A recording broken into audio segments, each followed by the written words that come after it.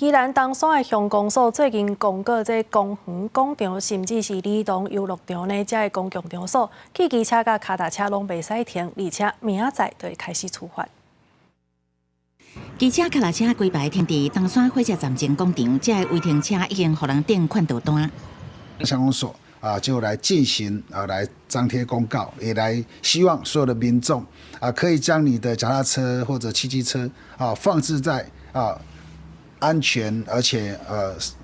适法的一个地方。宜兰县东山乡公所最近公告，辖区内的公园、绿地广场、儿童游乐场，也有依法设置提供公共游乐的场所，禁止汽机车甲脚踏车违停。经过看到期了后，一定明仔载开始，会请警方针对违停的汽机车开罚，违停的脚踏车是依照废弃物清理罚程度。公告的看板就挂伫东山火车站前广场，因为当地是东山乡违停上严重的所在。为少民众为了通勤方便，机车甲脚踏车直接停伫广场内，就去坐火车，看起来真乱。民众对公所强烈执法，大部分拢认同。你整个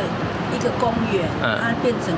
停车场，脏乱无比。但是因为这里跟停车场其实没隔多远，我就觉得可以接受，可接受。乡公所表示，希望民众会当把家己的车停伫安全而且合法的所在，莫违停，影响到别人活动空间。若无依法，会当罚1000以上6000块以下的罚款。